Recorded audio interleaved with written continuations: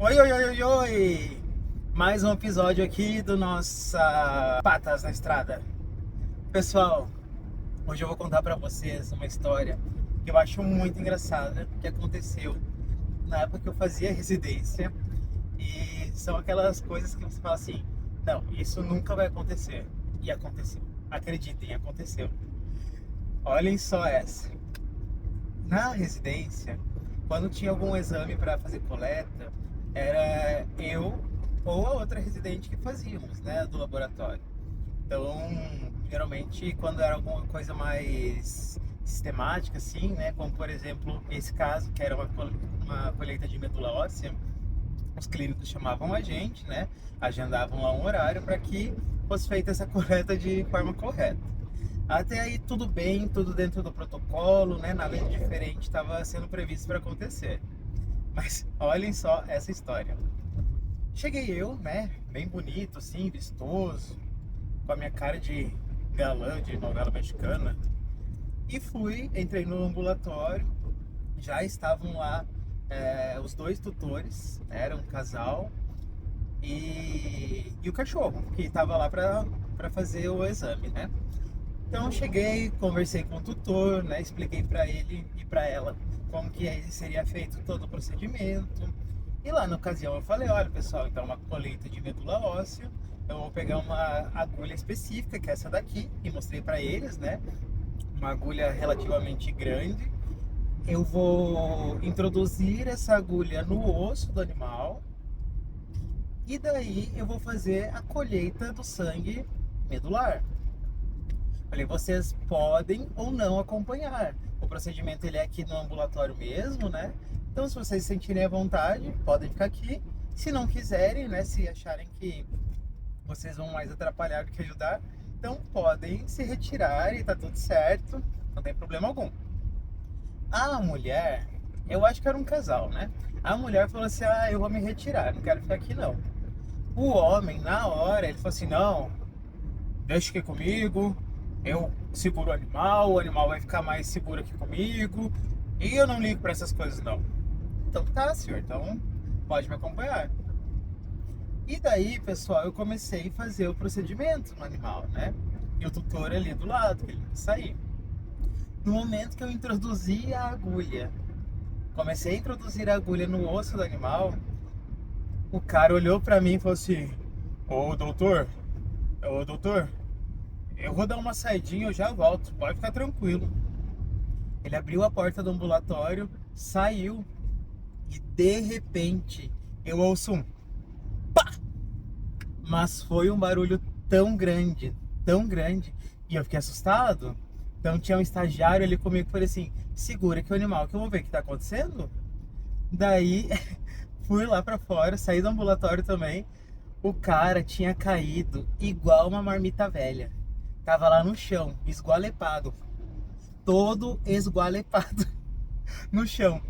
Nisso, a minha preceptora da residência, ela veio correndo para tentar auxiliar de alguma maneira, né?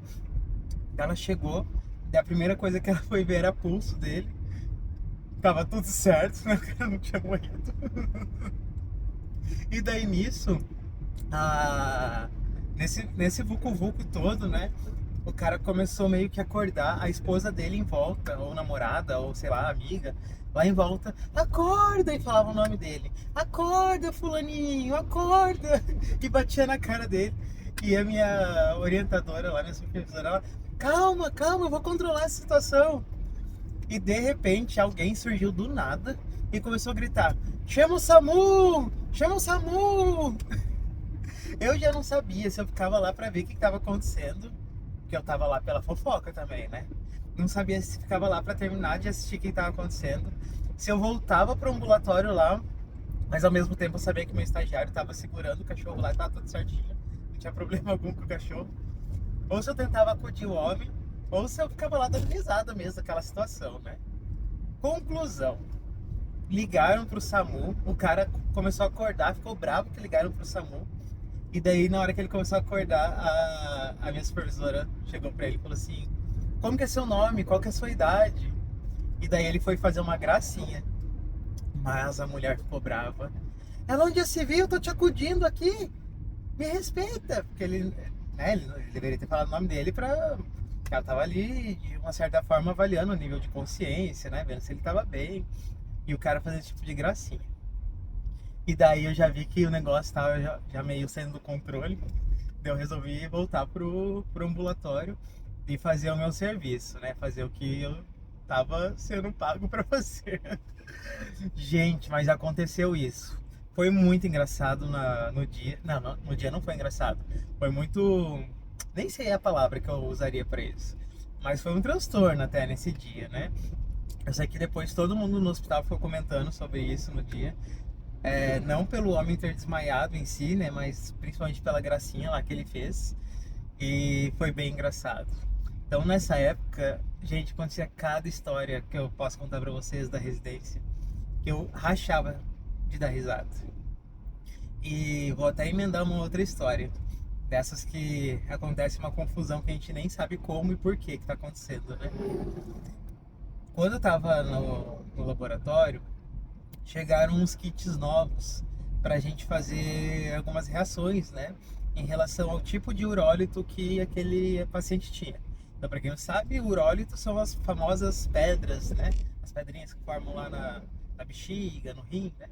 Então, chegaram alguns testes para que nós pudéssemos dissolver aquela pedrinha, aquele urólito, e a gente saber depois do que se tratava, né. É bem importante a gente saber quais são os compostos que estão lá presentes para que a gente faça o tratamento de forma correta naquele animal. Gente, eu nunca tinha usado aquele reagente. E daí o que aconteceu? Peguei, abri a bula. Nessa época eu já era R2.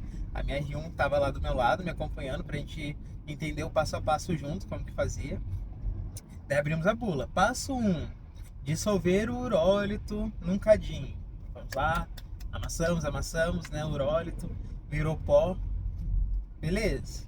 Passo 2, coloque 2 gotas do reagente 3, vamos lá, pingamos 2 gotinhas. Passo 4, pingar 5 gotas do reagente 6, e nós lá com a maior atenção fazendo o passo a passo. De repente, tinham 2 processos seguintes. O primeiro era aquecer, aquela reação que nós já tínhamos montado. E depois de aquecer, né, a gente ia colocar no fogo ali mesmo.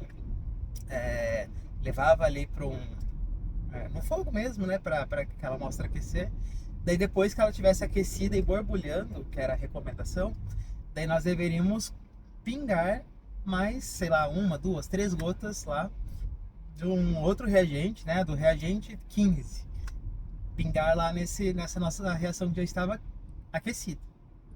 No momento em que eu fui fazer ali pingar, né, a minha reação dentro do tubo de ensaio, não sei porquê, mas ali aquela parte, como se fosse um frasquinho de remédio, sabe, que você vai colocando as gotinhas certinho.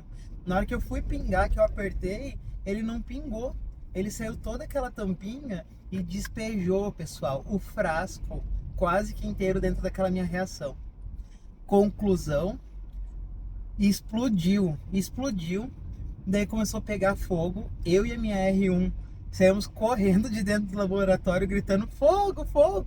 Daí a gente resolveu voltar para apagar o fogo e deu tudo certo. Mas a gente quase botou fogo no laboratório.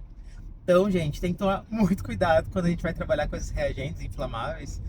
Mas não estava escrito lá inflamável, pelo menos eu não tinha lido.